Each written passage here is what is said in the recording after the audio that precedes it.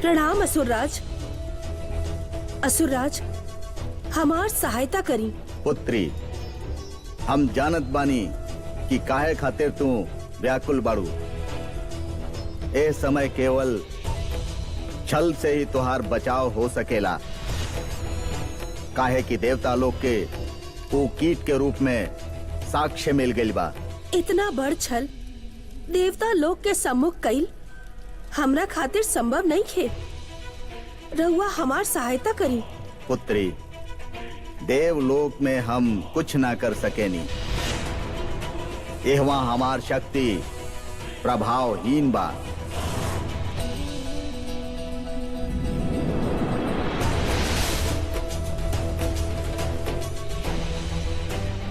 असुरराज भी हमार सहायता ना कर पाइले, अब हम का करी?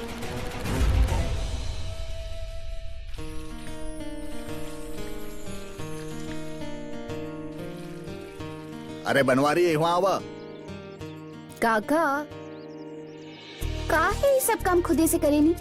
बनवारी भैया बाड़े ना, उनसे कहा देल करी वो कर दी है। एगो दूगो अच्छा अच्छा सेव काट के बहू खातिर ले आवा। जी काका जी। देखा बेटी, बैठल बैठल हड्डी जम जाला। कुछ भी काका, यही से हमके थोड़ा घूमे फिरे दिहल करा ना बेटा। लागत बा आजकल घूमे फिरे मेरा और बड़ा मन लागत बा। हाँ फिर तो रवा कुछ अच्छा खाए पिए के भी मन करत होखे ना? हाँ, बहुत करेला बेटा, क्या करना करेला। तो हमके बता दी रात में का बना दी? ना बेटी, तू कोनो काम घर में ना करबू। काहे? तुहार हाथ में जो चोट लागल बा, अभी तक ठीक नहीं क्या भइल बेटा। के कहलस ठीक नहीं के भइल? ये देखी एकदम ठीक बानी हम, और वैसे भी रवा जानत बानी बिना काम कैले हमके चैन कहाँ। का बनाई? संतोषी को काम करा तू आज अपन पसंद के खाना बना ला। हाँ तो क्यों बैगन के चोखा और लौकी बहुत पसंद बना, वह बना ला।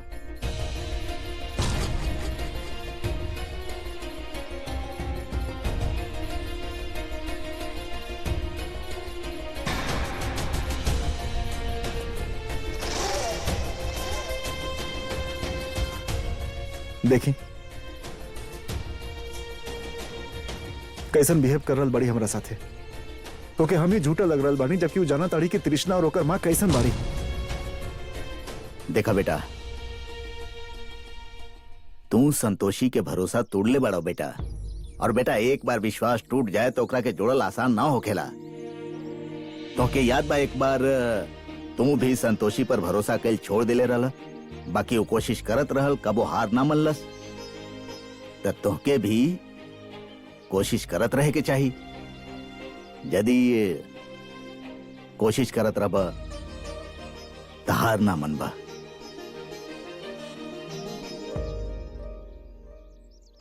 अब पानी सर से ऊपर जा रहल बा मॉम। हम धैर्य के बच्चा के माँ बनने वाला बानी, ओकरा बावजूद धैर्य हमार नहीं के हो रहल मॉम। हमके लागत बा अब कुछ और ही स्टेप लेवे के होखी। तू कहल का चाहत बाड़ू? मॉम, हम पूरा शहर में ई बात फैला दे कि धैर्य हमके कौन तरह बहला फुसला के ए घर में लेके आई। अपन बीवी होखला के बावजूद हमके ए घर में रखलक, ओकरा बाद हमरा साथे प्यार का नाटक कैलक, और फिर जब हम प्रेग्नेंट हो गई नी तो हमके ए घर से निकाल रहल बा। ई त कमाल के आइडिया बा तृष्णा। बाकी ऐसे पहले एक घर में टिके के जगह तो बनावा। पहले धैर्य के खिलाफ ई खबर के पूरा शहर में फैला त दही, बाकी जगह अपना आपे बन जाई।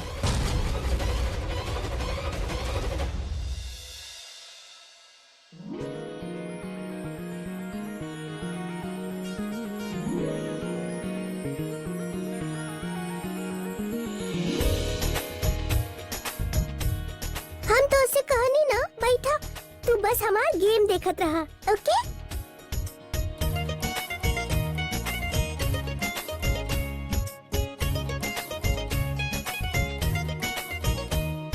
तो के हम कहले बानी ना लेट जा, तो उठ काहे रहल बाड़ू?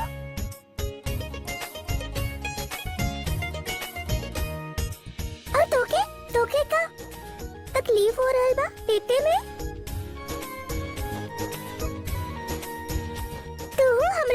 खेल बा ठीक बा।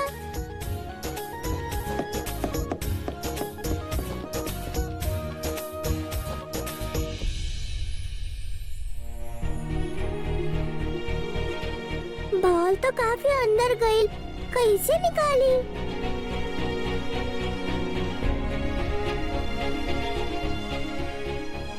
आंटी कहा हमार बॉल अंदर चल गई बा, रउआ प्लीज निकाल दे अब का। हम तोके नौकर लागत बानी का जे ये फालतू के काम हमके दे रहल बाड़ू? घर में इतना सारा नौकर बाड़े, दिख नहीं के रहल तोके? और ये आंटी के कहलू? हम तोके आंटी लागत बानी? हम तोहार केहू नहीं खी, समझ लू? अरे पहले रउआ हमार मम्मी बने खातिर भी तैयार रहनी, अब जब आंटी बोल रहल बानी तो हमसे गुस्सा हो रहल बानी। हमके पता रहल राउर प्यार झूठ बा। इतना छोट लड़की और जबान कैंची जैसन चलेला? तोके तो हम अभी बताओ। रुद्राक्षी,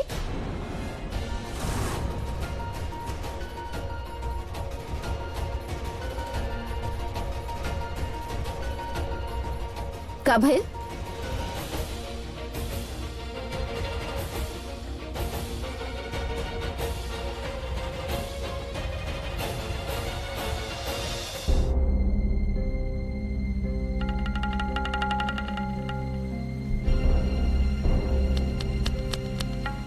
पता ना अकस्मात देव सभा के पीछे का प्रयोजन बा।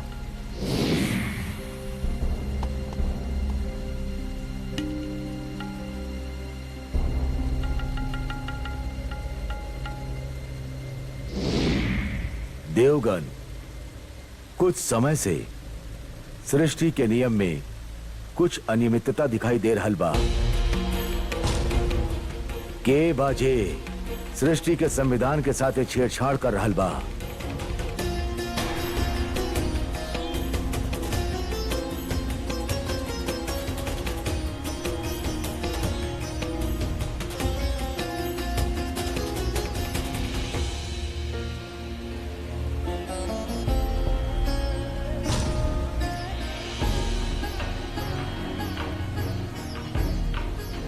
एक कीट के निर्माण हम नहीं की कैले, यही कारण एक कीट के निरीक्षण हेतु एक के हम देव गुरु बृहस्पति के पास भेजले रहनी। देव गुरु बृहस्पति के अनुसार एक का निर्माण असुर लोक में भइल बा।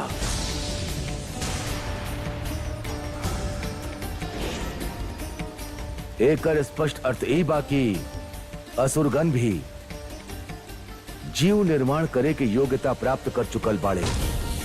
ये अत्यधिक संकट के विषय बा। इससे भी अधिक गंभीर विषय ई बा कि ए जीव के निर्माण में जौन अवयव के उपयोग कइल गइल बा वो देवलोक से बा। काई षड्यंत्र में देवलोक के देवता के परोक्ष या परोक्ष प्रकार से कोनो संबंध बा।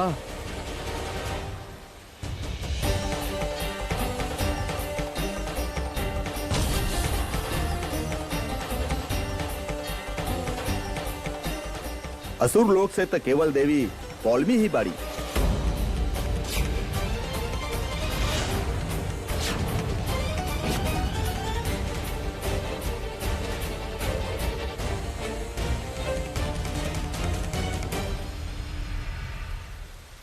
ब्रह्मदेव, असुर कन्या होखे के कारण सदैव ही हमके शंका के घेरा में रखल जाला।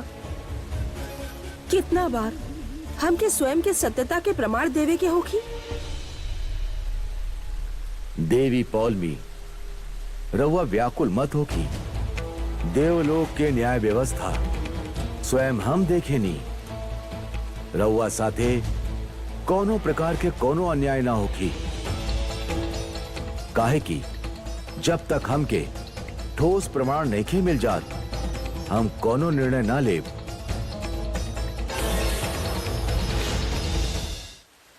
देवी संतोषी स्वयं ही कीट हमके सौंपले रहली। देवी संतोषी, हमके बताई रउआ ये कीट कहाँ से मिलल? ब्रह्मदेव, एक कीट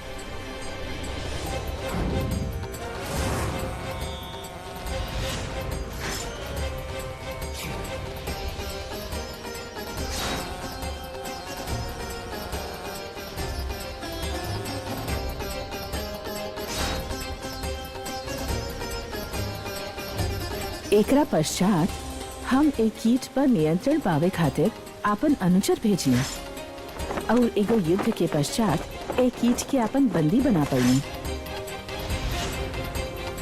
ब्रह्मदेव, ई तो प्रकृति के नियम के चुनौती बा। यदि वो भ्रूण के ओह स्त्री के गर्भ से ना हटावल गई ता अनर्थ हो जाई। कीट असुरलोक के हा ता भ्रूण भी असुरलोक के ही होगी और हमके कोनो भी स्थिति में असुर के जन्म रोके के बा। नारायण नारायण, क्षमा चाहत बानी ब्रह्मदेव, किंतु का भ्रूण हत्या कई उचित होगी? देव ऋषि नारद, भ्रूण हत्या सर्वथा अनुचित बा। यही कारण हम ओके जन्म लेवे से नहीं की रोक सकत। ओकर जन्म के पश्चात ओके संरक्षण में लेवे के होगी और उमे देवता लोक के सद्गुण के अंतरण करे के पड़ी।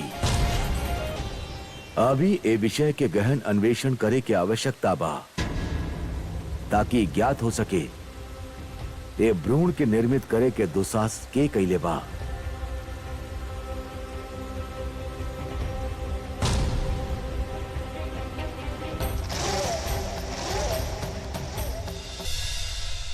दीदी, कृष्णा आंटी बहुते चालाक बाड़ी। जब देखली कि उनकर कोनो कामे नहीं के हो रहा तो हमसे गुस्सा करे लगली। पहले तो कहत रहली खिलौना दिलवाइब, ई दिलाइब, टेडी बियर दिलवाइब। बाप रे बाप, इतना गुस्सा! खिलौना हम दिलवा देब तोहरा के, और पहले अपन जे गुस्सा बाना ओके फूक के उड़ा दा ऐसे करके। गुस्सा के बच्चा खातिर अच्छा ना होके, पता बा पूरा खून जल जाला। दीदी, जब ठहरे भैया आई है तो हम कृष्णा आंटी के ना उनसे शिकायत लगाएब। अच्छा बाबा, लगा ली है शिकायत, लेकिन फिलहाल हमरा साथे चला, हम तोरा खातिर खीर बनैले बानी। खीर?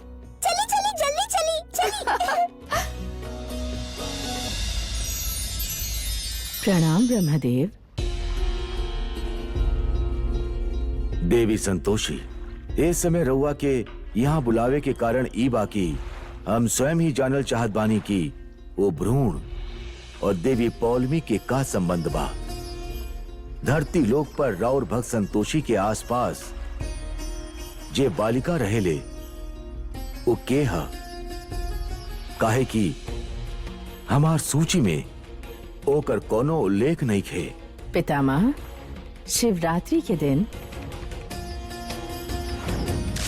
एह यंत्र के तू अपन शक्ति, भावना और गुण के वाहक बना सकेलू।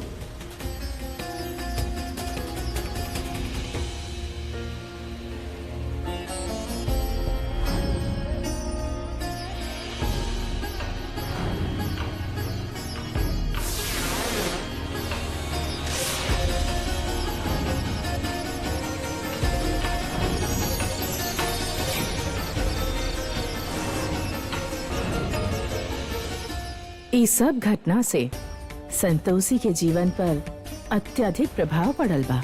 देवी संतोषी, यदि ऐसन बा ता हमने के शीघ्र अतिशीघ्र देवन के देव महादेव के पास जाए के होगी। काहे कि कोनो साधारण विषय नहीं के। देवन के देव महादेव समस्त सृष्टि के संचालक बाड़े। उनके बिना विश्वास में ले ले हम कोनो कार्य नहीं कर सकत। हमके रउआ पर और दादा श्री पर पूर्ण विश्वास बा। रउआ जे भी करब उस सृष्टि खातिर लाभदायक होगी।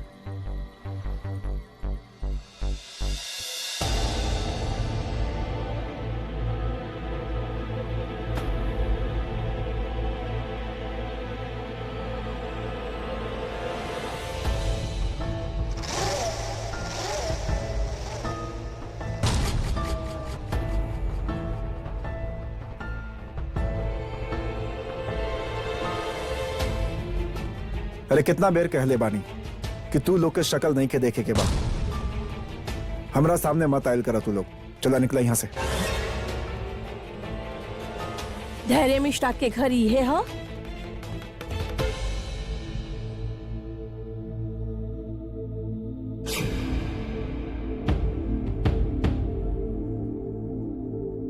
जी हम ही बानी धैर्य मिश्रा। रउआ लोग के बानी? हमनी नारी अधिकार रक्षा समिति के कार्यकर्ता हैं और हमनी के सूचना मिलल बा कि रउआ घर में कोनो औरत पर अत्याचार भइल बा।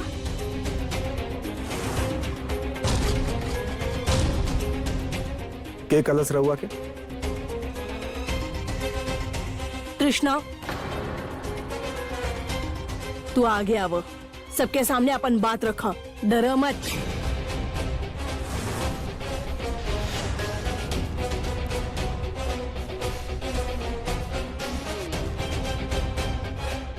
ओ सुनीता जी, धैर्य हमके बहला फुसला के एक घर में लेके आइले, ओकरा बाद हमरा से प्यार के नाटक कैले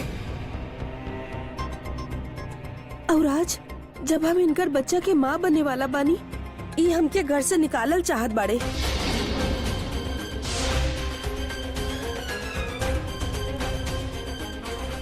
कितना झूठ बोलबू तू, कितना झूठ बोलबू। बहुत हो गए, आज हम तो के ना छोड़ो।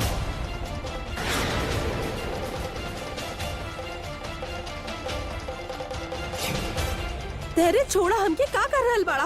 मॉम, देखी देखी सुनीता जी, हमार बेटी पर कितना अत्याचार हो रहा बा ये घर में। प्लीज हमार बेटी के बचाई। धैर्य छोड़ा तृष्णा के, रउआ कोनो नारी पर ए तरह अत्याचार नहीं की कर सकत। छोड़ा हमके। ना आज हमें के ना छोड़ब, आज ही अपन सब हद पार कर दे ले भैया।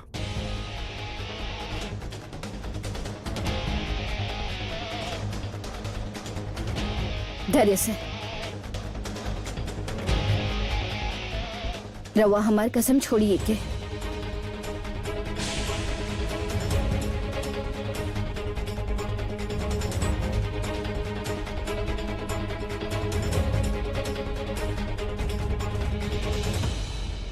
देखनी रहुआ कौन तरह हमरा से बिहेव करेले और डीएनए टेस्ट के रिपोर्ट पर भी यकीन नहीं खन कर रहल, जे कि ई खुद करवैले रहले।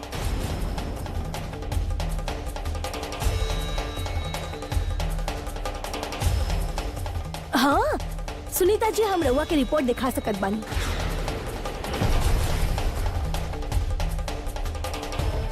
ये देखी, सब लोग देखी रिपोर्ट्स।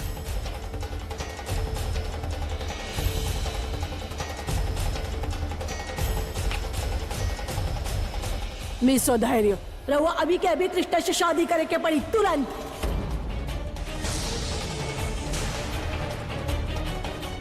रउआ कोनो लड़की के एक तरह से धोखा नहीं की दे सकत, ओके झांसा में लेके प्रेग्नेंट करके नहीं की छोड़ सकत।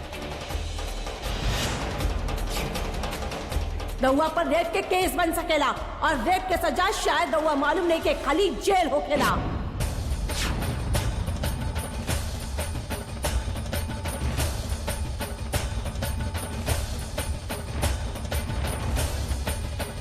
माफ करब मैडम, रवा लोग एगो शादीशुदा इंसान के दोबारा शादी नहीं की करवा सकत।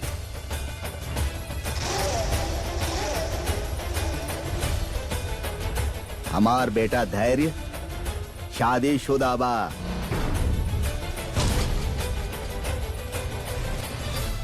हम हैं इनकर पत्नी संतोषी धैर्य मिश्रा,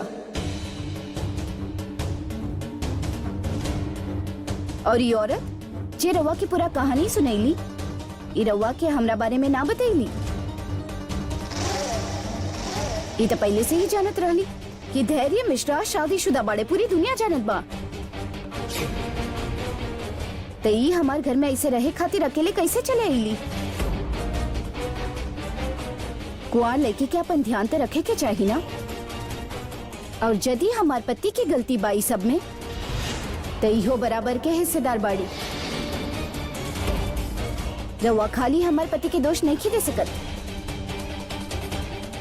ई झूठ कह रहल बाड़ी, ई दोनों के तलाक होके वाला बा। तलाक होके वाला बा मैडम, तलाक भइल नहीं खे, और हमार तलाक के कारण उतरवा सामने ही खड़ा बाड़ी। बाकी याद रखब, जब तक हमार तलाक नहीं खे हो जात, हम अपन पति के दूसरे शादी ना होके देव।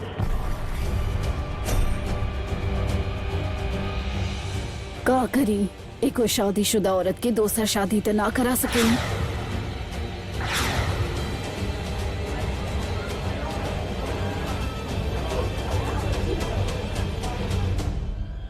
ठीक बा, ई राउर पति बाड़े। बाकी शादीशुदा होके के ई मतलब नहीं खे कि कोनो लड़की के लाइफ बर्बाद कर देस। कृष्णा के न्याय मिली और हम ओके न्याय दिलवा के ही रहब।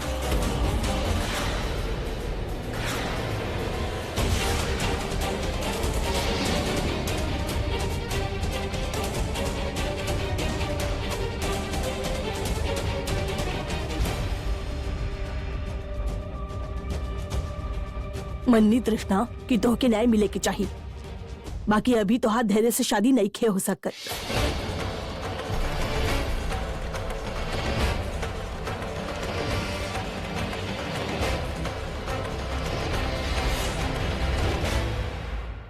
मतलब रउआ लोग हमार मदद ना करब? अगर रउआ हमार मदद ना करब तो हमें बच्चा के साथे कहाँ जाए बोली? देखी हमके रवा खातिर बुरा लागत बा, बाकी जब तक तलाक नहीं के हो जात रवा रुके के होगी, ओकरा बाद ही कुछ हो सकेला। और यदि तलाक के बाद शादी करे खातिर तैयार बाड़े तो ठीक बा, ना तो कोनो कंपनसेशन या कोनो और रास्ता देखे के पड़ी। हमनी के तो पूरा प्लान चौपट हो गई। दरी सर की बीवी होके के नाते समझा रहल बानी, हमरा रास्ते में मत आइब। वैसे रास्ता काटे वाली बिलाई के अंजाम का होखेला उतरा वो अच्छा से पता होखी। थैंक गॉड संतोषी हमके बचा लेलस। हमनी के बाजी तो उल्टा पड़ गई। अब धैर्य हमनी के एक झटका में बाहर फेंक दी। अगर रउआ लोग हमार मदद ना करब तो ठीक बा, हम पुलिस के पास जाइब और वहाँ जाके धैर्य के अगेंस्ट रेप केस दर्ज करवाइब। लेकिन तृष्णा पुलिस भी तो तोहार गलती देखी।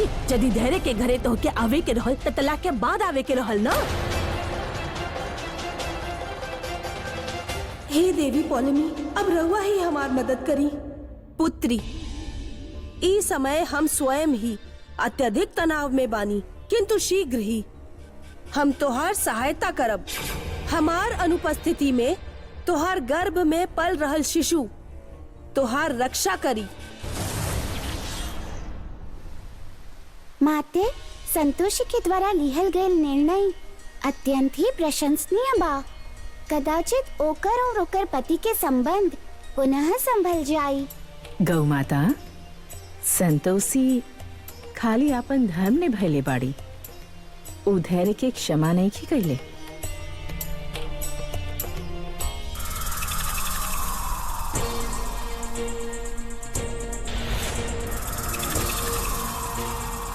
का जरूरत रहला इनकर बात में आके तो धैर्य के खिलाफ चल गई लो।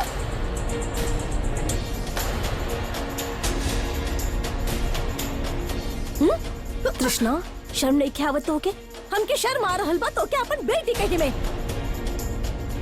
अब रउआ लोग के हो गई ना रउआ लोग के, प्लीज चल जाई। ये दोनों माँ बेटी पागल बाड़ी। चल सुनीता। हाँ, ये दोनों औरत बहुत खतरनाक बाड़ी सन, संभाल के रही हो। हाँ, जाई यहाँ से चलो। तो सोच लो कैसे कि धैर्य तोहरा साथे कुछ बुरा करी। ई मॉम सडनली चेंज कैसे हो गई?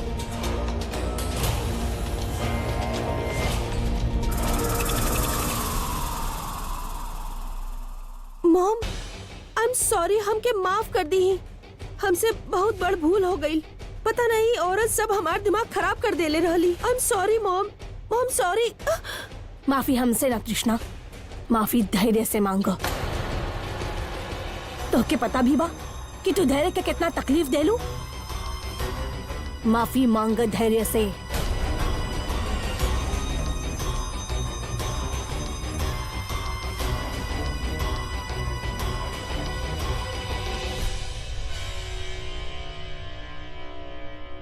हमके माफ कर दा धैर्य। तुहार दिल दुखावे के हमार कोनो इरादा ना रहल। हमसे बहुत बड़ गलती हो गई।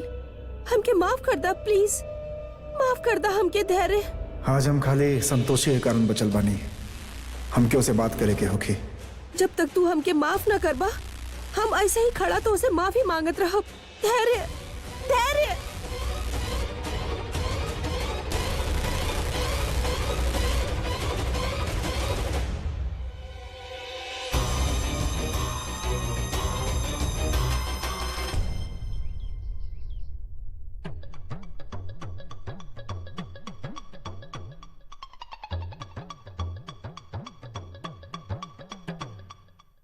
हाय दया दीदी, अब बताओ अभी काहे के बुलाइले बाड़ू? अब हम सोच रहे बानी कि मामला तो सब सलटिए गइल बा है? अब ना तो गुड्डू पुलिस वालन के पास गई और ना ही वो कहीं ना ढूंढबैलस। अब तक काहे ना हमने गहना बांट लेत बानी है। अच्छा के एगो बात बोली, वो कमर बंद ना वो तो हम ही लेब। तो का बताई जब से ओके पहिला बेर देख ले बानी ना प्राण अटकल बा ऊपर। हाँ ठीक बा। बड़की भौजी एगो बात बतावा, हैं? आजकल का दिने में सपना देखे लागल बाड़ू? हाँ दया दीदी, रउआ का कर रहल बानी? हमके तो कुछ समझ में नहीं आ रहा है। तबीयत खराब बा है? बुखार उखार तो नहीं हो गल तो के? अरे देवर जी, ये का नया नाटक शुरू कर देले हैं? हाँ दया दीदी, हमनी का नाटक कर रहल बानी? अच्छा भाई देख लो, बेईमानी कइला तो भगवान जी सजा दे देले। तू तो जैसे बड़की सती सावित्री हो। अरे यार, हाँ बड़की भौजी एको बात बतावा, यहाँ कुछ लिखल बा का हमार? ना कुछ नहीं के लिखल। उल्लू के दुम ना हई हम कि आपन बेटा और बहुरिया के जे गहना बा उ कोनो पड़ोसी के दे दी हैं। पड़ोसी के? ए देवर जी, ये पड़ोसी ने मदद कैले बिया वो गहना चुरावे में। हाँ अब गहना मिल गइल बा तो हमके ठेंगा मत देखाव। अच्छा, जैसे तू 1000 बार हमके चटनी नहीं को चटवाइले तो छोटी जैसन के तैसन ही कइल जाला। तो वैसे ही कइल जा रहल बा। अगर हमार हिस्सा ना देला लोग ना तो अभी जाके हम गुड्डू सर मिली के सब बता देत बानी हो। हाँ जा जा, जे के जे बतावे के बा बता दा। फसब तो साथे फसब, याद रखिया। बात तो सही बा, अगर हम ई लोग के पोल खोलनी तो हमहू बेमौत मरब। फिर का करी? तू दिन में मिलके हमारा आधा हिस्सा खा रहल बाड़ा ना, अब हम तो से पूरा वसूलब।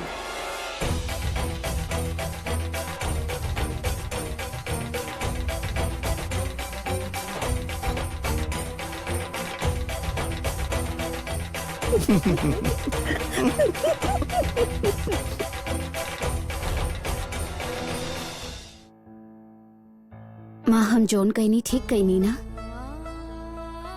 हाँ दीदी, रउआ बिल्कुल ठीक कहनी।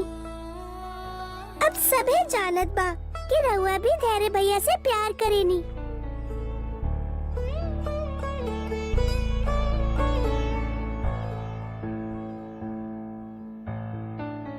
ये हम जे कुछ भी कैले बानी वो धैर्य सर के प्यार खातिर नहीं की कैले, बल्कि अपन सिंदूर के प्रति जिम्मेदारी के निभावे खातिर कैले बानी। तू ना समझ रुद्राक्षी।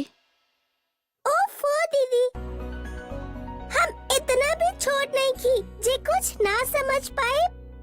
संतोषी बेटी, तोहार दिल वाकई बहुत बड़ बा। काका,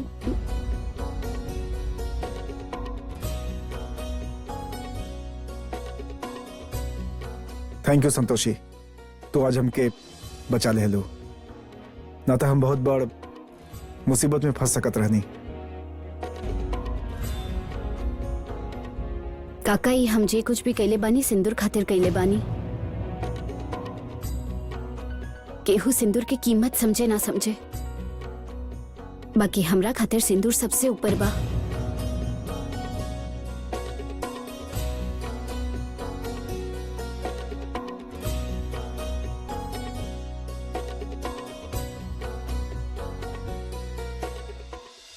अगर हम तृष्णा के घर में ना लाइल होती तब ये सब कुछ कभी ना भइल होखत। सब हमार गलती बा, सब कुछ हमरा वजह से भइल बा। देखा बेटा, जे भइल से भइल। अब बेटा तू आगे के सोचा। जी पापा, लेकिन अब अपन गलती के सुधारल ही हमरा खातिर प्रायश्चित होखी। और ये माँ बेटी की असलियत बाना वो हम सबके सामने ला के रहा, ये हम ठान ले बानी।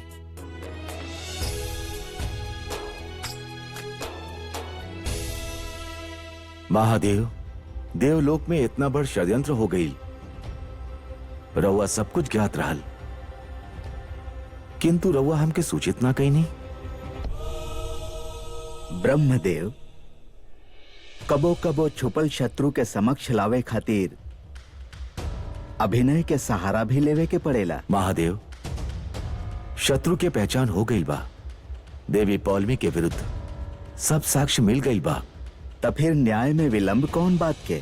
महादेव, देवराज इंद्र के अनुपस्थिति में देवी पौलमी के ऊपर कोनो कार्रवाई कईल उचित प्रतीत नइखे हो रहल।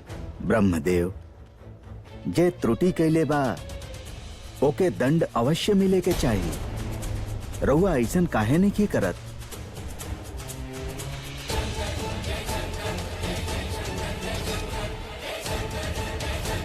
रउआ सभा में अभी खाली यह बिंदु उठाएं। एक और असुराज हमार सहायता नहीं खन कर रहल और दूसर ओर ब्रह्मदेव साक्ष्य जुटावे में लगल बाड़े। समझ नहीं के आ रहल हमार सहायता के करी। नारायण नारायण। प्रणाम देवी पौलमी। प्रणाम देवर्षि। देवी पौलमी, देवलोक से लेके पृथ्वी लोक तक समस्त सृष्टि के नियम के विपरीत जौन अराजकता के प्रचार भइल बा ओकर समस्त सूत्र रहुआ और संकेत कर रहल बा। देवी पौलमी, हमार आकलन सही निकलल। अब ये दुविधा से कैसे बचब हम?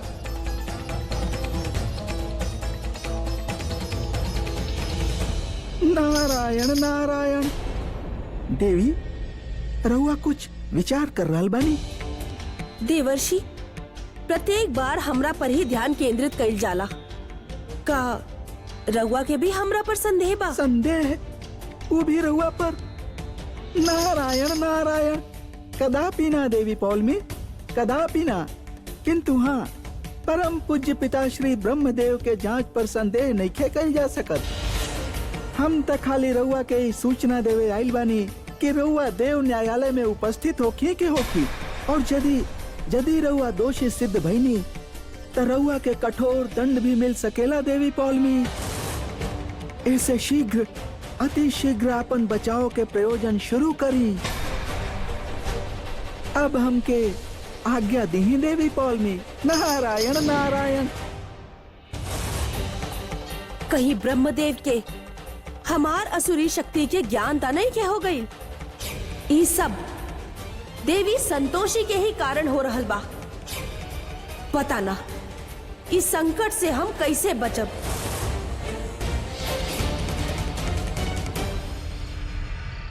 हम कहले रहनी ना, सोच समझ के कदम उठाई हा।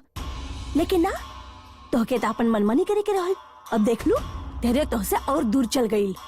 ये प्लान तब फुल प्रूफ रहल। पता ना ये फेल कैसे हो गई। अब हमरा पास खाली एक के रास्ता बा। अब कौन सा रास्ता?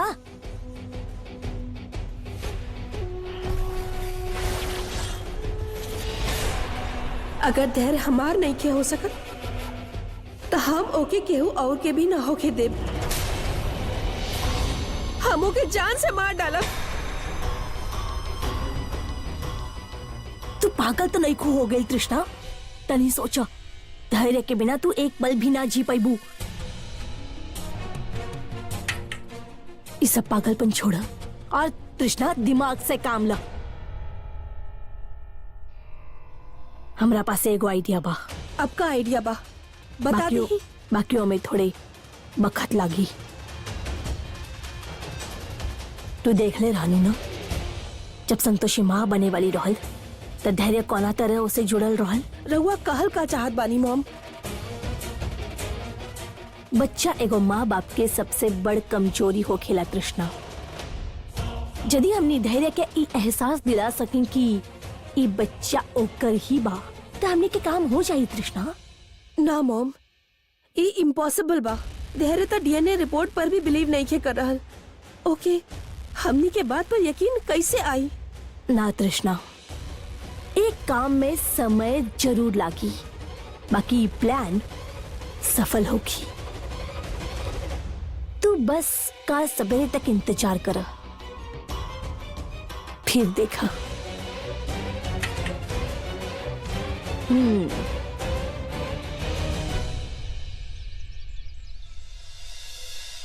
अरे हाय हाय हाय हाय, कितना सुंदर घर बा। बधाई हो, बधाई हो। के बधाई सुंदर लागत अरे बधाई होके नजर न केहू के लागे है बधाई हो। एक मिनट है कृष्णा, ये सब तो हर गोद भराई की रस्म खातिर आइल बाड़ी। जा तू जाके तैयार हो जा। हाँ? हम यहाँ के थोड़ा सजावट करवा देत बानी। मोम, रहुआ पता बना धैर्य कितना गुस्से में बा, काहे कर रहल बानी रहुआ ये सब? कृष्णा, अपन मुंह बंद रखा। हमने के धैर्य के सुतत जागत उठत बैठत ये एहसास दिलावे के होखी कि बच्चा ओकर हा, तभी तो हमने के काम होखी। जा जल्दी जाके तैयार हो जा।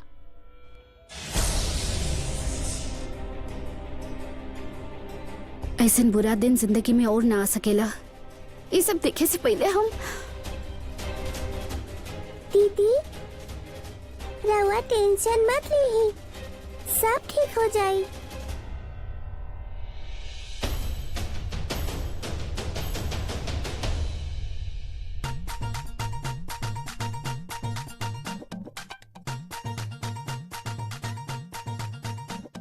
माता के भंवर बड़ा दूर मैया हमारा आसा मोड़ा, माता के भंवर बड़ा दूर मैया हमारा आसा मोड़ा, आसा मोड़ा निराशा न मोड़ा, आसा मोड़ा निराशा न मोड़ा, देखे भंवर बड़ा दूर मैया हमारा आसा मोड़ा, मैया के भंवर बड़ा दूर मैया हमारा आसा मोड़ा, आसा मोड़ा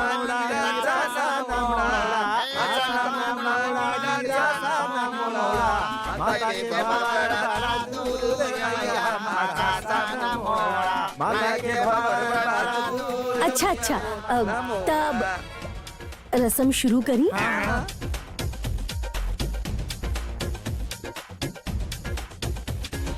का हो रहल भाई?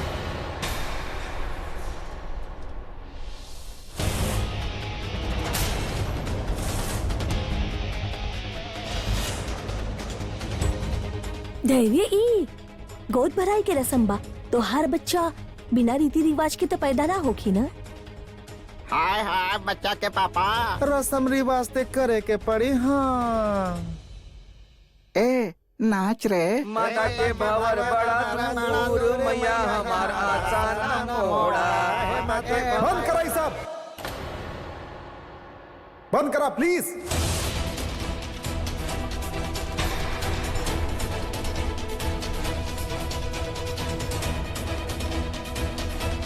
अरे इनके का भइल, ई का भड़क रहल बाड़े? धैर्य, ऐसे शोर ना करेगे, ना तो बच्चा के तकलीफ होगी। जे कुछ भी भइल बा वो बच्चा के खातिर अब तू भूल जा। और वैसे भी ये सब तो तोहार बच्चा के अच्छा स्वास्थ्य और भविष्य खातिर ते कर रहल बानी हम। ई निश्चय ही हमार धीरज के परीक्षा बा। संतोषी के पति के आपन आपा ना खोए के चाही, अन्यथा उस स्वयं की हानि पहुंचा ली ही। एक बार जब हम कह देनी कि बंद कराई सब, समझ में नहीं क्या आ रहा था?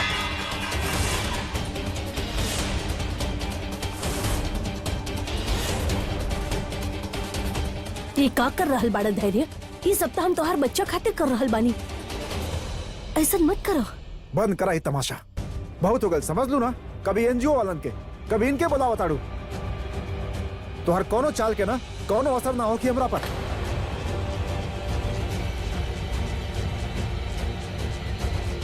और तू ये का बार बार नाटक लगेले बाड़ू? केहू और के पाप हमरा सर पर मत बढ़ा।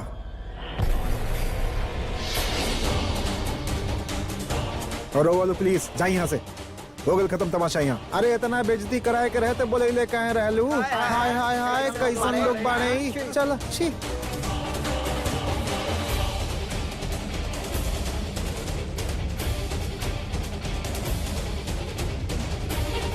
धैर्य, तो के तनिको सेंस नहीं के केकरा सामने का बोले के चाहिए। मनता कह रहल बा तो हर सर फोड़ दही। हमार भक्त के इच्छा के पालन होखी।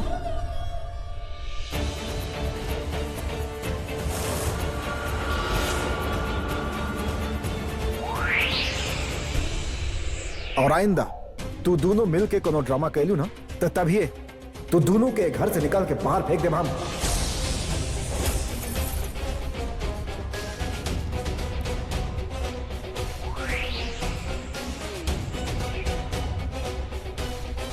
और ये सब का हटावा।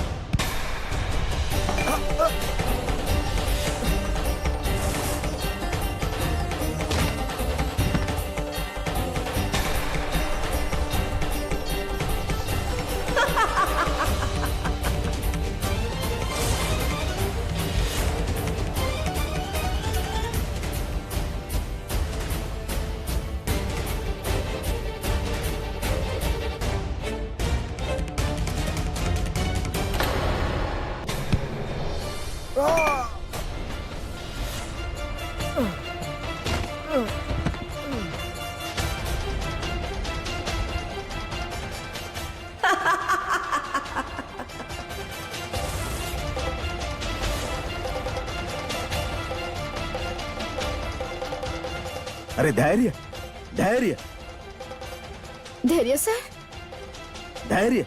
धैर्य सर। धैर्य भैया, उठा धैर्य भैया।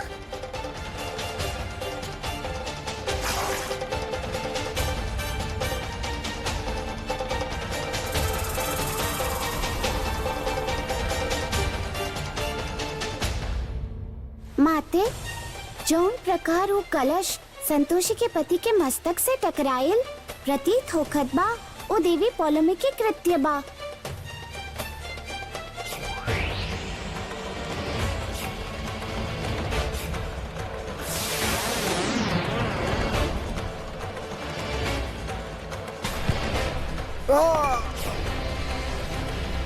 माते, रवा का सोच रहल बानी? गौ माता, आंशिक तौर पर राउर संदेह सही बा, किंतु ई सब उ स्वयं नहीं कर रहल, अब तू केहू के माध्यम से करवा रहल बाड़ी। राउर संकेत उस स्त्री के गर्भ में पल रहल, शिशु के और तो नहीं खे। देवी पौलमी कितना भी छल काहे न कर लेस, किंतु न्यायालय के तीव्र दृष्टि से वो बच ना पाई है। काका, खून बह रहल बा, हॉस्पिटल लेके जाए के चाहिए। हाँ हाँ चलो बेटा। ना पापा,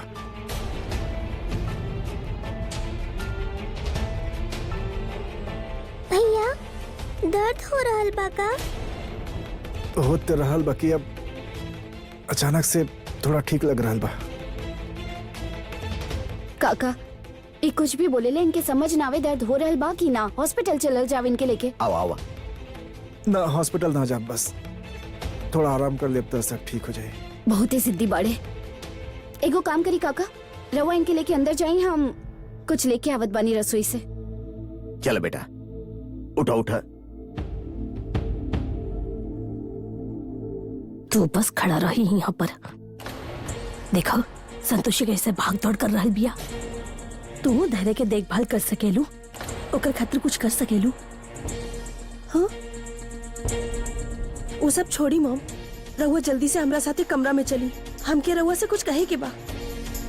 चली मॉम, चली तो सही मॉम। का भइल तृष्णा? मॉम मॉम हमार बात सुनी। हमके पता नहीं कि रहुआ हमार बात पर यकीन करब की ना, बाकी आई हैव टू टेल यू समथिंग। का? मन तक कर रहल बा कि तोहर सर फोड़ दी।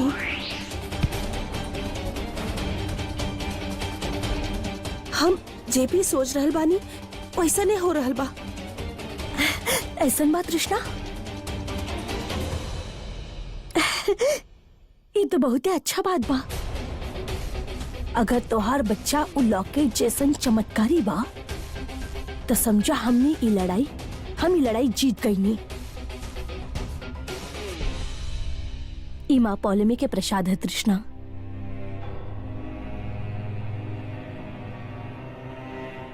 ई सब देवी पौलमी के कृपा के कारण भइल बा। बहुत बहुत धन्यवाद माँ।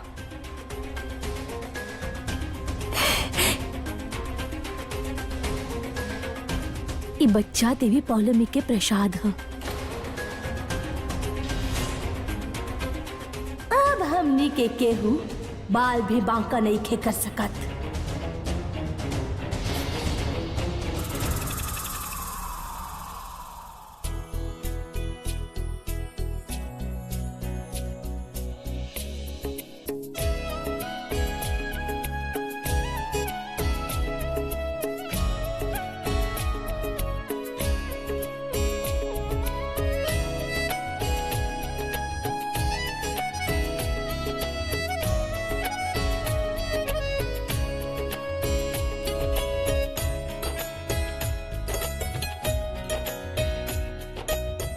I'm fine, I'm fine.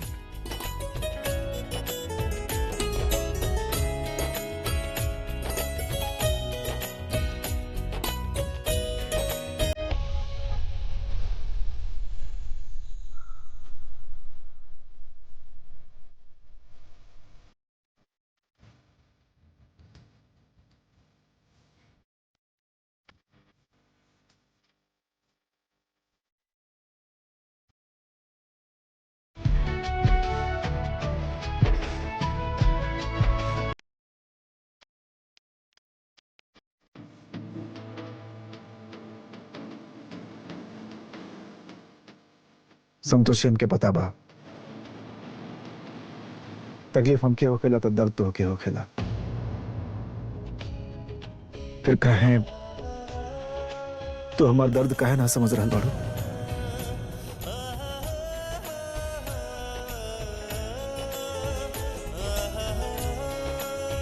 हाथ छोड़ी हमार।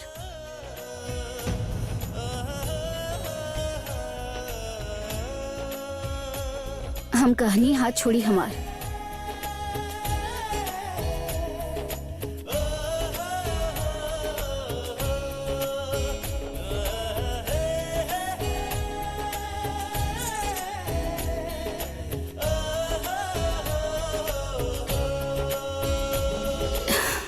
रवा जैसन सोचत बानी वैसन कुछ नहीं खे धैर्य सर। हम जे कुछ कहनी है इंसानियत के नाते कहनी। रवा के बचा के हम राउर कोनो साथ वात ना देनी है। हम बस तृष्णा के गलत इरादा के रोकनी है। बाकी हम हूँ कब तक रोक पाई? ऐसे भी 2 महीना में हम यहाँ से चल जाए। फिर जौन दिल करी राउर उ करत रहब।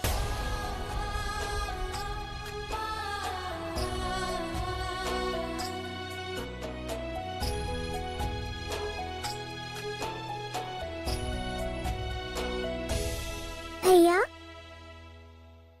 दीदी गुस्सा में बाड़ी, रहुआ उनसे आराम से बात करब। उनका गुस्सा देर से आवेला और देर से ही जाला। ऐसे रहुआ टेंशन मत ले। बिल्कुल भी नहीं खिले टेंशन। हर तू तो बिल्कुल बड़ जैसन बात कर रहल बाड़ू।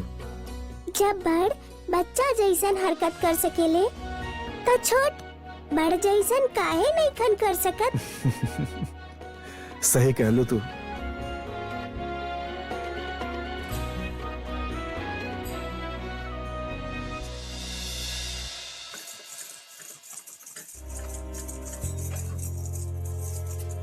संतोषी बेटा, बेटी काहे अपना आप के सजा दे रहल बारू? तुहार आंख कह रहल बा कि तू धैर्य के माफ कर देलू, बाकी तुहार मन और तुहार उसूल कह रहल बा कि ना, धैर्य के इतना बड़ गलती खातिर माफ ना करे के चाहिए। बेटी हम तो कहत पानी जे भइलो के भुला जा। बेटी धैर्य के एक बार मौका दे के तो देखा। कैसे भुला जाई काका? काका भुला जाई? कैसे भुला जाए कि तलाक की अर्जी दिले बाड़े? कैसे भुला जाए कि ऊ तृष्णा खातिर हमार कितना बेइज्जती कैले?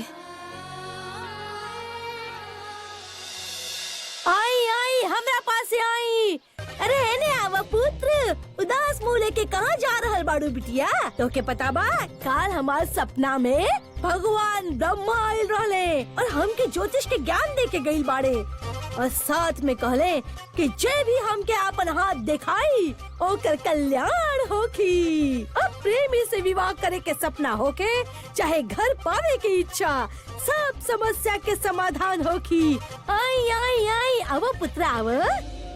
तनी हमार हाथ देख के बताई ना कि हमार शादी कब होगी। हाँ हाँ बिल्कुल बिल्कुल। आहा बहुत धन बा तोहरा पास। कन्या राशि हवा ना, धन लाभ धर्म कुटुंब वृद्धि। जरा इनका बात हमार भी हाथ देखी ना। अवश्य कन्या अवश्य कन्या। देख बेटा अप्रैल महीना के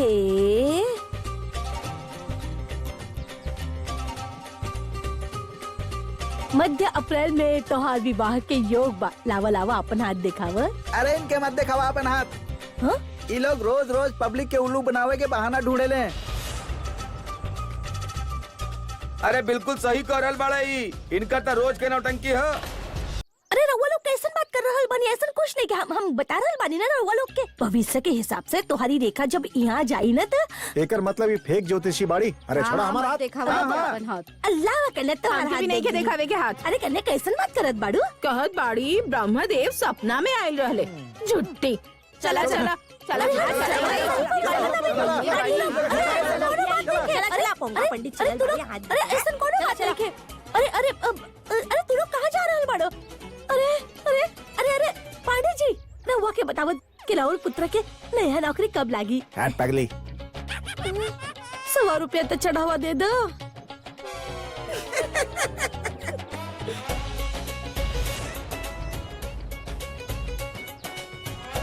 बड़की भाऊजी ऐसन बा कि हमरा बिना राउर भला नहीं होके वाला। ऐसा ही गुड़ गोबर खात रहे बस। हाय दया दीदी, हमने के साथ के बिना ना कुछ ना कर पाईबू। हाँ। देवर जी ये बात तो हम तो से बातचीत जीत के दिखाई।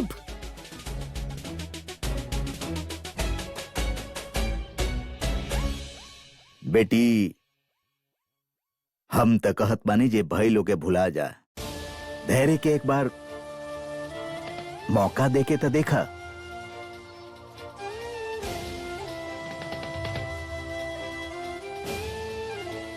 हाँ दीदी, कर दी ही ना धैर्य भैया के माफ। वैसे भी अब तक रहुआ धैर्य भैया खातिर यहाँ पर रहत रहनी ना। तो बहुत छोट बाड़ू रुद्राक्ष, तू ना समझ पाई सब बात। दीदी धैर्य भैया के भी यह लागत बा और रहुआ भी यह लागत बा कि हम कुछ ना समझ पाए। हमके सब समझ में आवेला।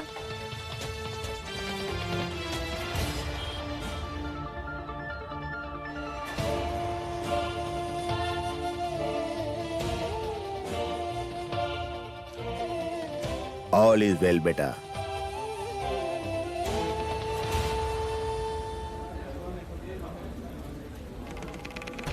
सब देवी देवता लोग से अनुरोध बा कि देव न्यायालय के गरिमा के बना के रखें।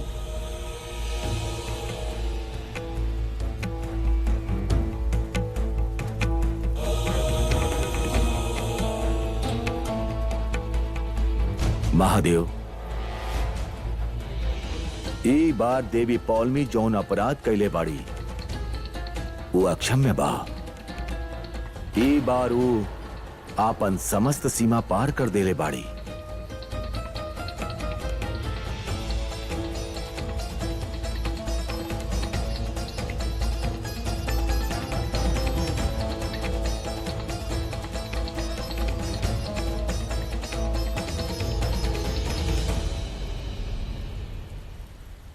देवी पौलमी जीव निर्माण विधि के चोरी करके समस्त सृष्टि के नियम के उल्लंघन कैले बाड़ी। असुरन से शक्ति प्राप्त करके एक कीट के निर्माण कैले बाड़ी।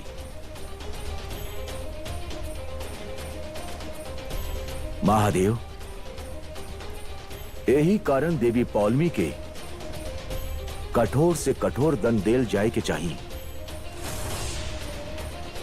देवी पौलमी, यदि रउआ अपन पक्ष में कुछ कहल चाहत बानी त यह समय बा, परंतु स्मरण रहे असत्य खातिर देव न्यायालय में कोनो स्थान नहीं खे। यदि राउर कहल कोनो एगो बात असत्य भइल त हम स्वयं ये सुनिश्चित करब कि रउआ कठोर से कठोर दंड मिले। यदि हम तनिक भी छल करे के प्रयास कईनी तब महादेव ऐसे रुष्ट हो सकेले। कदाचित क्रोध ने ऊ हमके भस्म ही कर देस। ऐसे अपराध स्वीकार कैल ही उचित होगी। राउर मौन ए बात के ओरी संकेत कर रहल बा कि रउआ अपन अपराध स्वीकार करत बानी।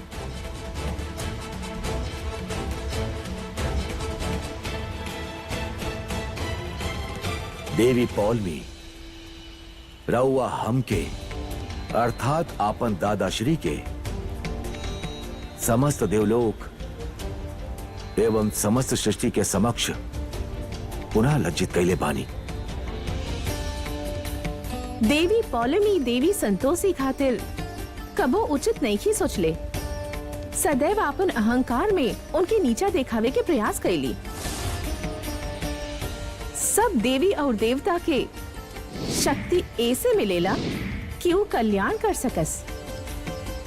और रउआ तो स्वयं इंद्राणी है देवी पौलमी, परंतु ओकरा पश्चात भी रउआ कभी भी देवलोक चाहे कौनो देवगण के विषय में कब्बो न सोचनी। जे के शक्ति और ओ से जुड़ल कर्तव्य के आभास ना होक, ओकरा पास ना तो शक्ति होके के चाहिए और ना ही देवी कहाय के अधिकार।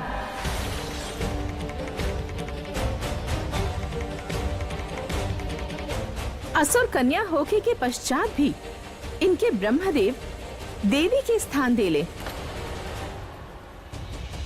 देवी संतोषी के भांति यदि इनका में थोड़ा सा भी गुण होखे तो हमके ओसे भी प्रसन्नता हो जाए, किंतु ई हमके सदैव ही निराश कैले बाड़ी। रउआ सभे संयम बना के रखी। देवी पौलमी के अपन अपराध स्वीकार करे के पश्चात देव न्यायालय इनके अपराधी घोषित करत बा।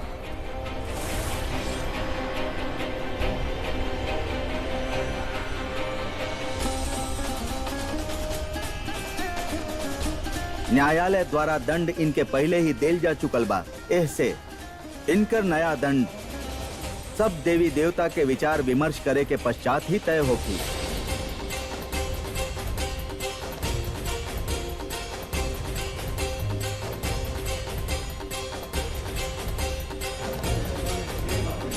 हमके तो ऐसा प्रतीत हो रहल बा कि कुछ समय खातिर इनके देवलोक से निष्कासित ही कर देवे के चाहिए। महादेव, इनसे इनकर समस्त शक्ति पहले से ही छीन लेल गई बा। यही कारण हमने देवी पौलमी के देवी के रूप में ना अपितु देवलोक के एगो साधारण अपराधी के रूप में दंड अवश्य दे सकेनी। राउर कथन उचित बा ब्रह्मदेव। देवी पौलमी इस समय शक्तिहीन बाड़ी। ऐसे इनका साथे एगो सामान्य देवगण जैसन ही व्यवहार होखी। इनके अपन त्रुटि के आभास बा। ऐसे हम इनके देवलोक के सबसे कठोर कारागृह में भेजत बानी।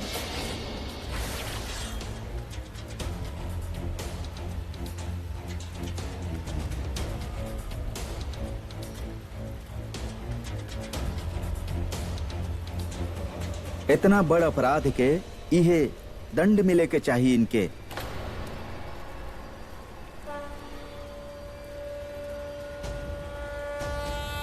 इनके कारागृह में ले जाएं, परंतु स्मरण रहे देवी पौलमी यह समय दंडित बाड़ी। ऐसे इस समय इनका साथे एगो साधारण बंदी जैसन ही व्यवहार करी।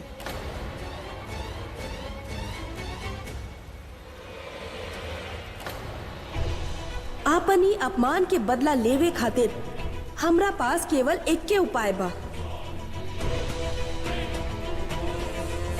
महादेव, जाए के पूर्व रउआ से एगो विनम्र निवेदन बा। बोली। अजीब विडम्बना बा कि आज हमार स्वामी यहाँ उपस्थित नहीं खन। यही से जाए से पूर्व हम उनकर स्मृति अपना साथे लेके जाइल चाहत बानी, जे कि हमार प्रसाद कक्ष में बा।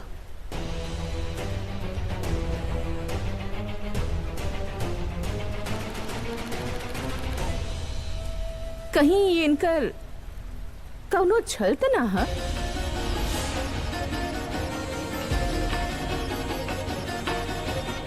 उचित बा देवी पौलमी। रउआ देव सैनिक के उपस्थिति में आपन प्रसाद कक्ष में जा सकेनी। जैसन राउर आज्ञा महादेव।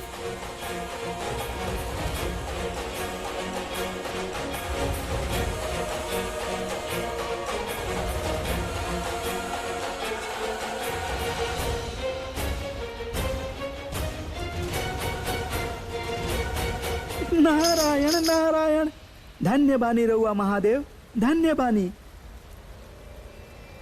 आज ये बात पूर्ण सिद्ध हो गई कि मनुष्य होके चाहे देवता, जे जैसन बीज बोई ओके वैसने फल मिली।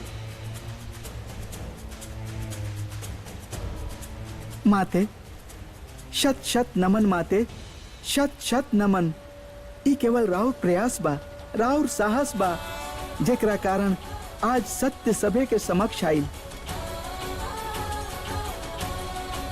बधाई होके माते, बधाई होके। धन्य बानी माते, धन्य बानी।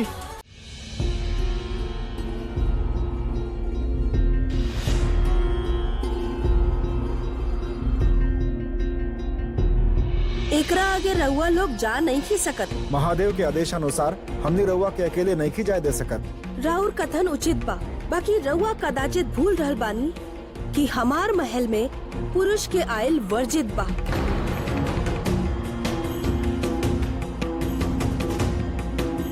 ठीक बा, रउआ अपन कार्य करके शीघ्र आई।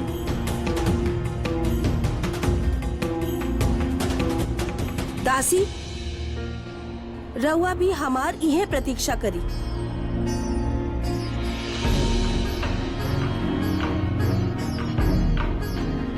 देवी पौलमी के कथन भी उचित रहे।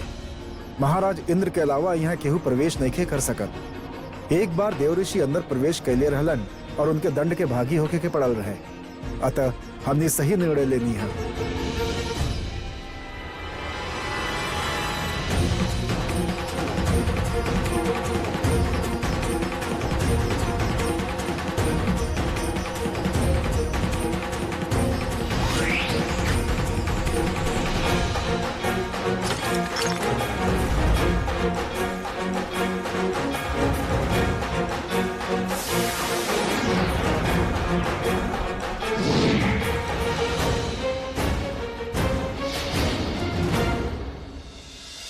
प्रणाम असुरराज। असुरराज, असुर कन्या होखे के दंड हमके पुनः मिल गई। अब हम का करी? पुत्री, तोहरा साथे जे कुछ भी भइल ओकर हमके भी दुख बा। यही से हम तोहार सहायता करब।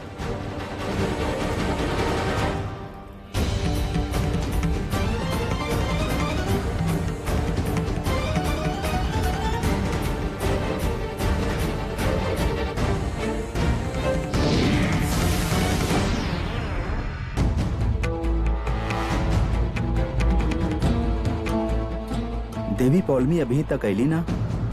हाँ, हमके भी कुछ गड़बड़ लग रहा बा। हमने के भीतर जाके जांच करे के चाहिए। चलो।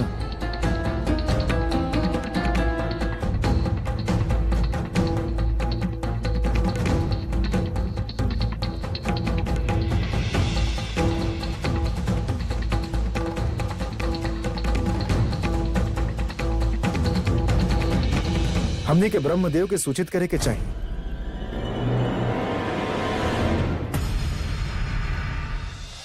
प्रणाम ब्रह्मदेव। देवी पौलमी अदृश्य हो गई बाड़ी।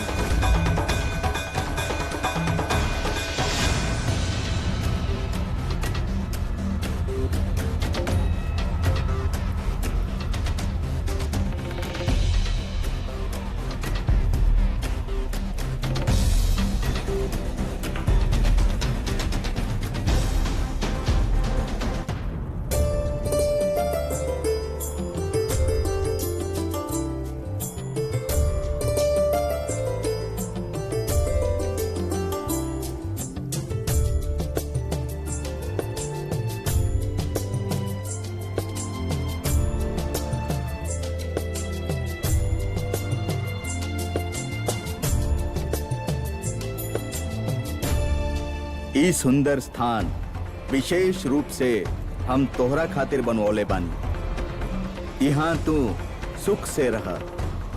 कौनो देवता तोहार कौनो कार्य में हस्तक्षेप नइखे कर सकत।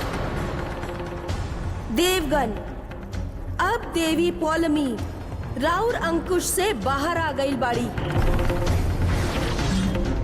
ब्रह्मदेव, देवी पौलमी हमने के महल के द्वार पर ही रोक देहली और भय के कारण हमने भीतर ना जा सकनी। देवी पौलमी, अब रउआ पर अवश्य देवलोक के न्यायालय के अवमानना करे के अभियोग चली। शीघ्र ज्ञात करी देवी पौलमी कहाँ गई बाड़ी।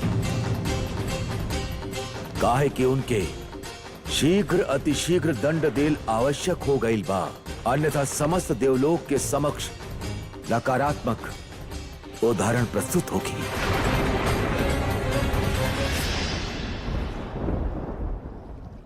असुरराज, हमार रक्षा करे खातिर और इतना सुंदर व्यवस्था करे खातिर कोटि कोटि धन्यवाद। पुत्री, इहवा से तू संपूर्ण ब्रह्मांड पर दृष्टि रख सकत बाड़ू, किंतु तोहार अनुमति के बिना तोहके केहू नहीं खे देख सकत। राउर ई सहयोग के ऋण राउर असुरी शक्ति के संपूर्ण ब्रह्मांड में प्रचारित करके देव असुरराज।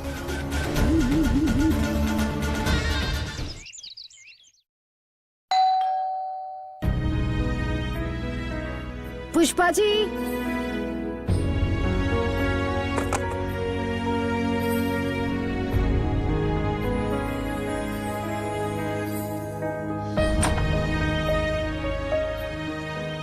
संतोषी मैडम के बाड़ी। जी हम हैं कहीं मैम ही रउआ खातिर। हमरा खातिर।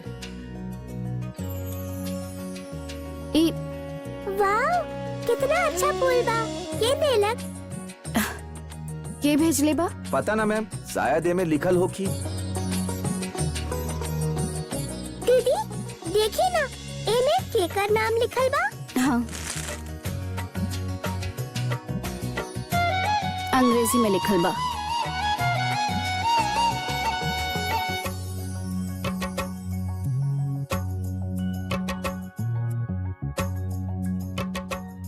इनमें थैंक यू लिखल बा। अच्छा, ता ई फूल धैर्य भैया ही देले बाड़े। संतोषी, हम तो के थैंक यू कहल चाहत रहनी और तो के फ्लावर्स बहुत पसंद आई से तोरा खातिर ही फ्लावर्स मंगले बानी हम।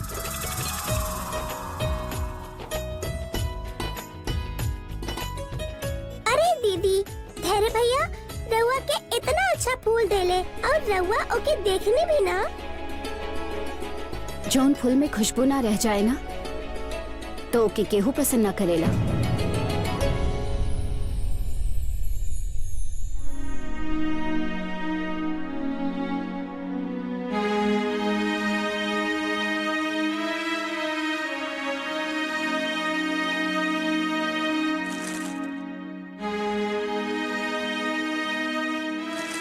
फ्लावर्स के आइडिया भी फेल हो गए। पता ना कैसे मनाई संतोषी के हम अब।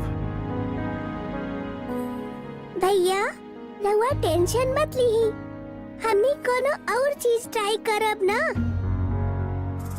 देखा, कोनो न कोनो चीज से ता वो जरूर मनी है।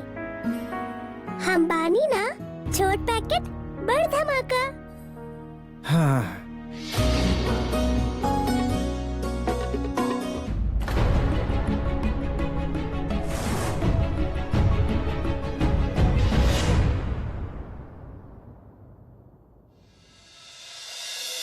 मॉम, अब पानी सर के ऊपर जा चुकल बा। ई रुद्राक्षी हमेशा संतोषी और धैर्य के मिलावे की कोशिश कैले जा रहल बिया, लेकिन मॉम समझ में नहीं आ रहल कि अब और का प्लान करी कि ई लड़की रुद्राक्षी यहाँ से चल जाए। कृष्णा, जब सोचे से ही काम हो सकेला तो प्लान करे की का जरूरत बा। जौन तरह हमने को चमत्कारी लॉकेट रहल, वही तरह तो हाथ पेट में पल रहल ही बच्चा बा। बस वही से कहा।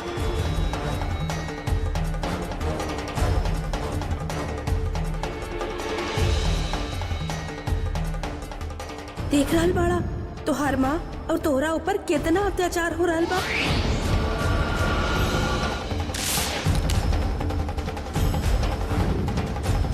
मन तक करल बा तोहर सर फोड़ दी। हाँ मॉम, हम तो भूलिए गइल रहनी। एगो पौधा के मुरझाए के पश्चात ओके पुनः जीवित कईल कठिन कार्य होखेला। संबंध भी पौधा के जैसन होखेला। संतोषी के पति आपन संबंध के जीवित करे के प्रयास कर रहल बा, जे ओके निरंतर करे के चाही। नारायण नारायण। प्रणाम माते, प्रणाम गौ माता। कहीं देवर्षि कौन प्रयोजन से राउर आवल भई? नारायण नारायण माते। देवी पौलमी, अब रउआ पर अवश्य देवलोक के न्यायालय के अवमानना करे के अभियोग चली।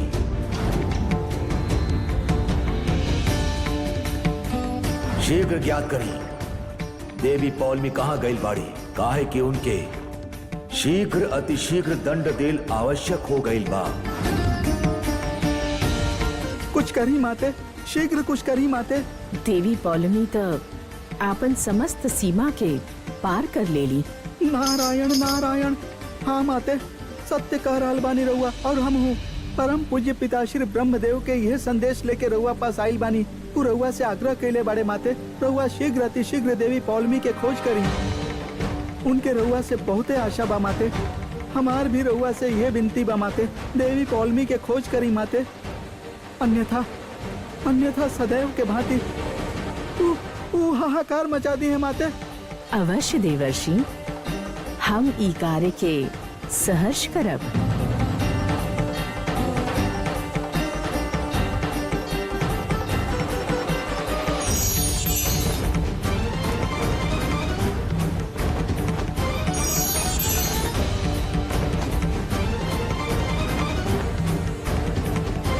नारायण नारायण। धन्य बानी रउआ माते, धन्य बानी रउआ। राउर लीला अपरंपार बा माते। अभी सब ना सो रहल बाड़े। श्श्श, हमनी दोनों खेले के, ओके? पहले हम तोहार बाल ठीक कर दिए।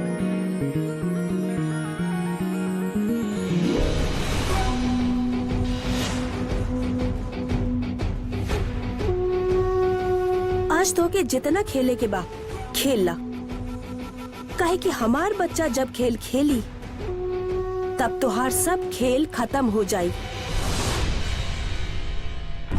आपन शिशु के माध्यम से तू आपन सब कष्ट दूर कर सकेलू तृष्णा। धैर्य से कार्य करबू ता धैर्य तोहार ही होखी।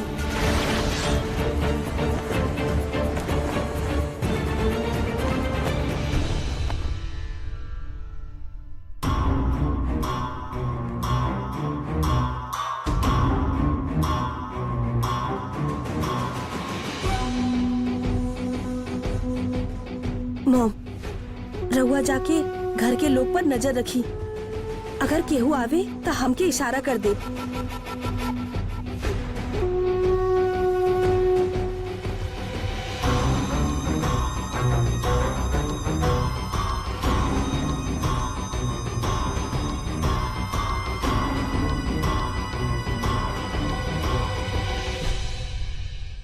देखा है कि इहे हमार दुश्मन बिया। इहे के कारण तोहार पापा तो से दूर जा रहल बाड़े। हम चाहत बानी कि अभी के अभी एकर गर्दन टूट जाए।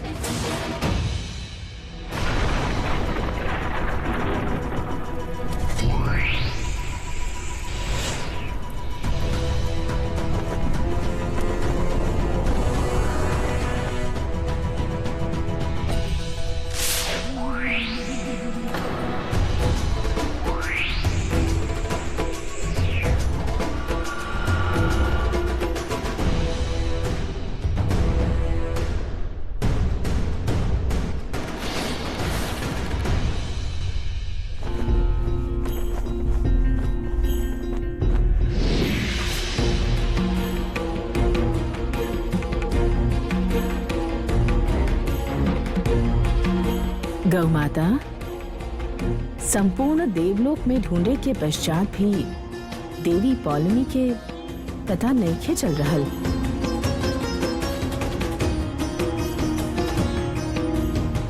किंतु वहाँ ध्वनि तरंग से ई स्पष्ट संदेश आ रहल बा कि देवी पौलमी इन्हें कहीं बाड़ी।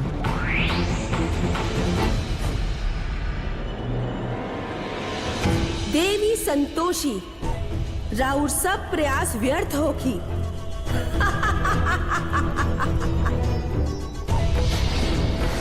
शीघ्र ही संपूर्ण धरती लोक से हम राउर सब भक्तन के नाश कर देव, जेकर आरंभ ई बालिका से होगी।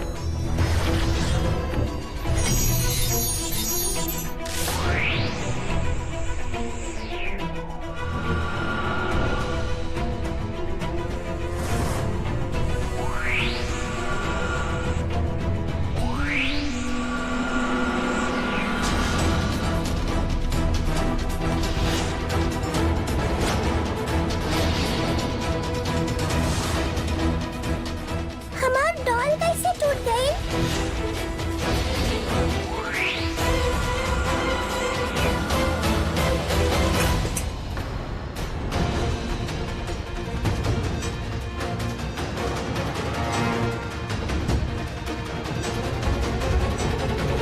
और ई कैसे गिर गई? हमार शक्ति से संतोषी और ओकर पति पर प्रभाव पड़ल, बाकी ई बालिका पर कोनो प्रभाव ना पड़ल। माते प्रतीत होखत बा असुरगण ही देवी पौलमी के अदृश्य कहले बाड़े। यदि ऐसन बा तो कौनो असुर ही उनका बारे में ज्ञात कर सकेला। किंतु कौनो देवगण के कोनो असुर सहायता काहे करी माते? कौनो असुर अवश्य होगी गौ माता, जे हमनी के सहयोग दी ही। हमार ई प्यार सा डॉल टूट गईल। अब हम केकरा साथे खेलब? चला कोनो बात ना, हम तुहार बहन के साथ ही खेलत बानी। आज हमार बच्चा हमार मदद काहे न कैलक।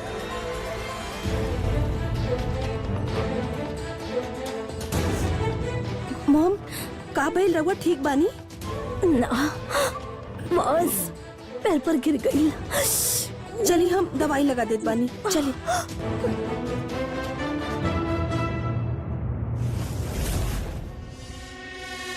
मॉम, हमके ई तो समझ में आ गई कि हमार पेट में पल रहल ई बच्चा चमत्कारी बा, और ई भी समझ में आ गई कि एकर असर उ रुद्राक्षी पर नहीं किया होके वाला। सही कह रहल बाड़ू तू। रहुआ देखनी ना मॉम, कैसे उ डॉल के गर्दन टूट गई, बाकी रुद्राक्षी के बाल तक न बाका भइल। हम तक कहत बानी कि अबू लड़की के साथे कुछ मत करी हा। ऐसा न होके के ओके सबक सिखावे में हमने के ही काम तमाम हो जाए।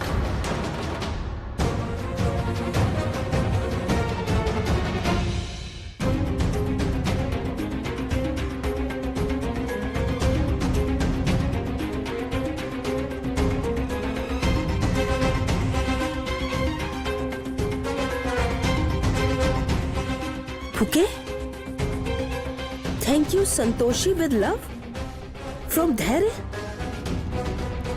तो आजकल बहुत बुके शुके देहल जा रहल बा, बाकी ई बुके और संतोषी के एक घर में कोनो जगह नहीं थे।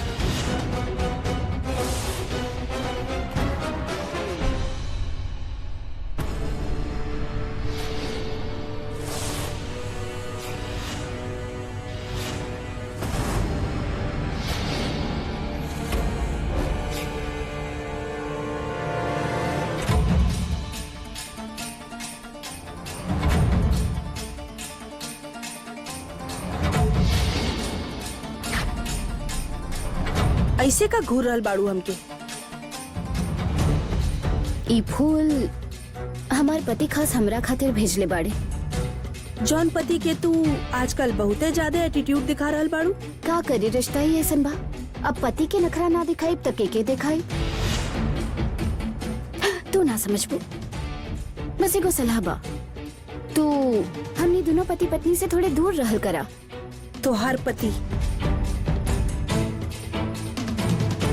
धैर्य के हमहू प्यार करेनी तो काहे दूर रही हमो से। ऊपर हमार भी हक बनत बा। खाली कह देवे भर से अधिकार ना मिल जाला।